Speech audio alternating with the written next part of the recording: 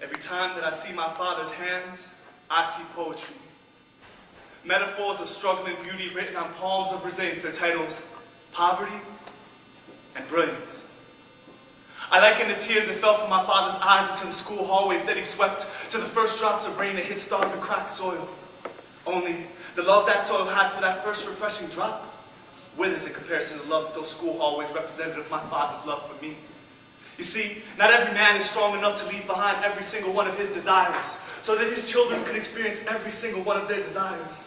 And in his service, poverty was written on my father's right hand. He endured his daily toil by equating each swipe of his broom to the value of opportunity his children would have in his new country. 1001, 1002, 1003, a new Encyclopedia Britannica said it. 100,001, 100,002, 100,003, a new computer. 1,000,001, 1,000,002, 1,000,003, college tuition. And even with all the tools that you provided me with, Dad, I still can never write one line of poetry or prose more inspiring than your life story. You glisten of love and passion like the words of Hafiz and you don't even know it. The stanzas of calluses in your hands were created from the splinters from brooms and mops, not pencils. And since arrogance is blind, I wrote this poem in Braille so that my generation could feel your magnificence. Each time they come to the end of one of your hard-earned sentences, they will come to revelations, because your periods mark where nails once lived prior to your resurrection. And yes, Dad, I'm a believer.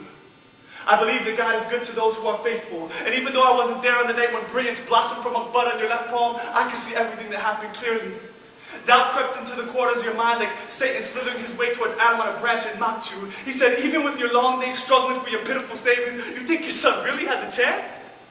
He is the son of a pitiful peasant, and you are that pitiful peasant. And my father fell to his knees sobbing and began to pray, and raindrops everywhere cursed the earth like a jealous girlfriend, and even God envied your love for me, Dad. He spoke to you, didn't he? He told you to separate your hands and went together in prayer like Moses parted the Red Sea, and when you did, you noticed that the ink from poverty had made an impression on your left hand that you couldn't make out, and God spoke, my son, in a holy tongue. Poverty spelled backwards translates into brilliance, and when you looked back down, you smiled because you could see it, and then you began to rejoice because underneath the title there was a single name, Daniel.